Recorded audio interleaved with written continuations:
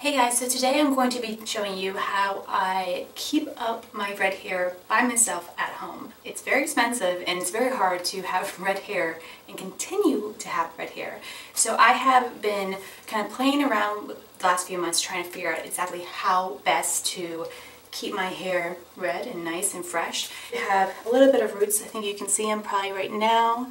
But besides just doing my roots, I'm going to do my entire hair because I want it to look red and vibrant. And anyone who has dyed red hair knows that basically after a while the red kind of fades out. So I need to kind of do the whole thing, and I'm going to show you exactly how I do that right now. And first let me show you what products I use. In order to dye your hair at home, you're going to need a few things. One is hair color. I'm using Paul Mitchell hair color, and I'm using 3 different colors to get me the color I want. This is light natural blonde. This is very light natural blonde, and then lastly this is light cool copper blonde, and this is going to be the thing that gives me my red color. Next you need a developer. So basically you will see numbers that go from 10 to 40, sometimes even higher than that. The higher the number, it means that it's going to strip your hair of its natural color even more. The good and the bad of that is the more it strips the color, the more the actual dye color will come through. However, it also damages your hair. So I use 20 because it gives me good color, it strips my hair a bit without destroying it. Next you will want a mixing bowl. I have this mixing bowl right here, nothing too special about it. Then I have a measuring cup that's specifically for hair dye, and if you can see a little close, there is milliliters on this side and I believe ounces on that side, just to help you figure out how much you need. Next I have a brush. I have a big wide brush to actually put the hair color on. I'm going to use a just plain popsicle stick just to mix the color and developer together. I have latex gloves to protect my hands from getting dye on them. I have some clips to clip up my hair, and lastly I have a mirror that I'm going to use when I'm doing the back of my hair. Let's go ahead and see how I mix everything together. I'm going to start off by using the 8cc Light Cool Copper Blonde. And the nice thing is on the side here, it does tell you just by how much you squeeze out how many ounces you are using. So I'm going to use 2 ounces of this. So I'm going to go from basically right here to right about here. It's at that 2 ounce mark. So we're just going to seal it right back up.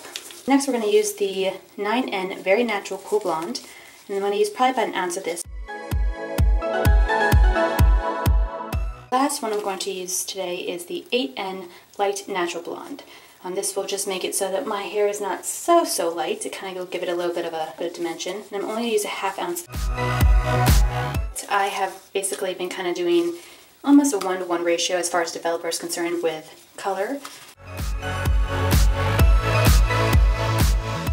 Now I'm going to mix it together. Ideally you want the end result to be completely mixed together, and then also kind of like almost like cake batter kind of texture. But basically it is mixed together now at the texture that I want it to be, and the funny thing is if you swipe away the color from your popsicle stick, you can see that it's actually changed the popsicle stick's color. Now we are ready to start dyeing our hair. There's a couple of things that you should know before you dye your hair yourself. You definitely want to use the latex gloves just to protect your hands from getting the dye on them. Use a shirt that you're absolutely fine with getting dye on, especially if you're going to be dyeing your hair red, because that will definitely leave stains on your shirt. And then also you want to have some hair clips. You want to clip your hair back. Naturally what you want to do is you want to find your normal part that you do. I kind of do a side part normally, just like this. So I've gone ahead and parted it, and I'm going to take one of these parts and I'm going to first just put them up, and then on the other side I'm going to do the same thing, section off that part. So we're going to put our hair into 3 different sections. And finally with this whole section back here, I'm just going to use a ponytail holder, and I'm just going to section that off. Put it far away. Take this section out, the first section, which is the smallest section, and I'm literally just going to be taking my brush and my color, dipping it into the color, And then I'm going to just paint directly onto my roots. So I'm going to paint in both directions. This is not something that you want to do lightly. You want to have a good coating of color on your hair, especially on the root area. So I'm going to take this right from the front all the way to the back where that last back section is at. Then I'm going to take about 1/4 of an inch, use the pointy part of this brush, 1/4 of an inch, and then just lift it up and flip it over. And you'll see that there's still a little bit of color right here. That's great, but that doesn't mean that you're going to go lightly on this side. You're just going to do as much color as you did before. So go ahead and paint. I'd say paint, color, paint, whatever you want to say. Put that color onto your roots. Again, just about 1/4 of an inch, however long your roots are. Mine are about just maybe under 1/4 of an inch. And then just proceed.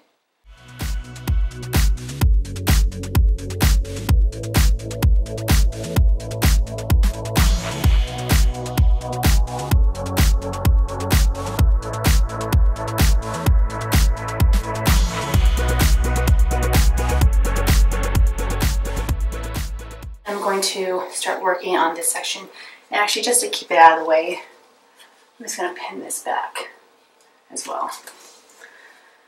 So same idea as before. I'm going to just section off about 1/4 of an inch of hair.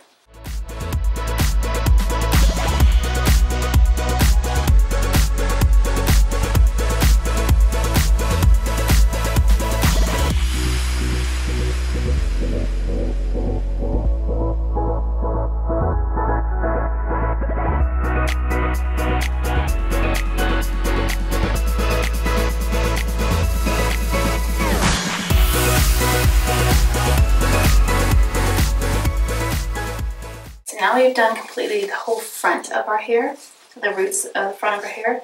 So now what we're going to do is we're going to work on the back. This is a little bit trickier than the front. So I'm going to take this last section out and pin up the top of my hair. And I have this mirror that I can look behind. I have a mirror in front of me, obviously, that you guys can't see, and I have a mirror behind. What I do is I actually look to see where the actual kind of lines are in my hair, and that way I can actually pretty much do my roots from behind. It's kind of the same way. You just want to use this mirror to get you to paint the bottom and the top part of the root, and you want to saturate it just like you did initially.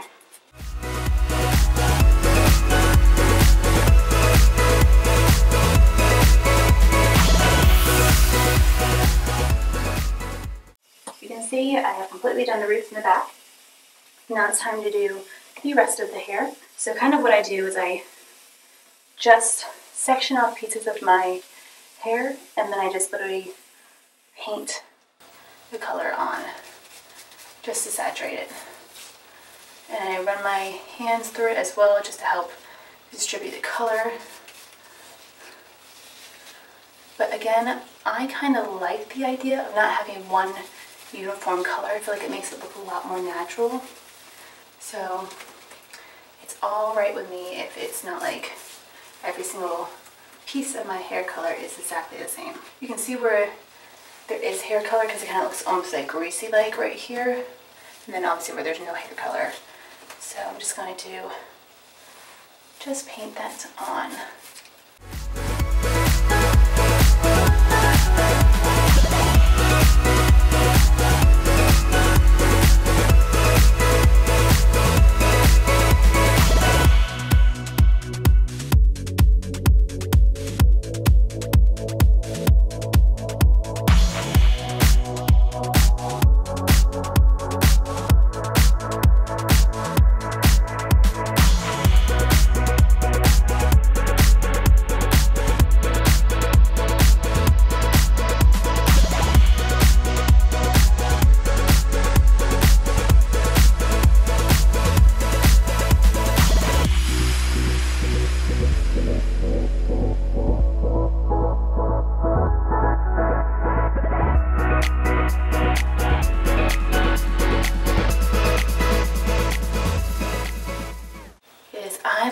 sit for about half an hour, and then I go wash it out. Whenever you have hair dye that you're dyeing yourself at home and you want to wash it out, do not use shampoo when you're washing it out. Use conditioner, use a nourishing conditioner, use a thick conditioner, use whatever kind of conditioner you can use that is just very nourishing. Hair colors do have a little bit of shampoo or cleanser or something in them already, so you do not need actually another shampoo. Not only that, but the shampoo will probably strip a little bit of the color anyway, so you don't want to do that. So I'll see it in just a little bit. We're going to go ahead and go into my kitchen. I'm going to wash my hair in the sink in the kitchen to get this color out. So it has been about 30 minutes that I've had this dye in my hair, so I'm going to, as I said, use my kitchen sink because it's the best sink I have to wash my hair in, to wash my hair. And I'm not going to be washing it with any type of shampoo. I'm literally just going to be washing it with warm water. And then after I do that, I'm going to put in, I'm using the Frederick Fekkai Technician Color Care 3-minute mask. I'm just going to kind of coat that all over my hair, let it sit for a few minutes, and then wash that out. So let's get started.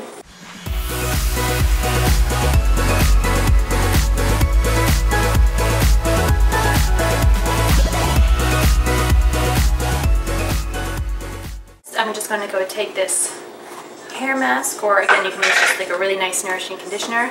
I'm just going to pretty much put it all throughout my hair, and then I'm going to get a comb and I'm going to comb it through just to make sure I got everything coated. I'm just going to leave it for a few minutes after I brush my hair and then wash that out, and then after that I'm just going to blow dry my hair. Okay, so I've had the conditioner mask in my hair for about 5 minutes now, so I'm going to go ahead and wash this out. So now it's time to blow dry the hair. Well, I am finished blow drying my hair, and you can see the color is good. You can see the roots are all gone. They're all looking fresh as can be. My hair is red again, no more roots. It looks fresh, and yeah, so thanks for coming along with me. If you have any questions or comments about anything I did or how I did it or the products I used, anything at all, please go ahead and put them in the comment bar below and I'll get to those as soon as I can. But other than that, thank you guys so much for watching and coming along with this little hair dye journey with me, and I will see you next time. Bye-bye.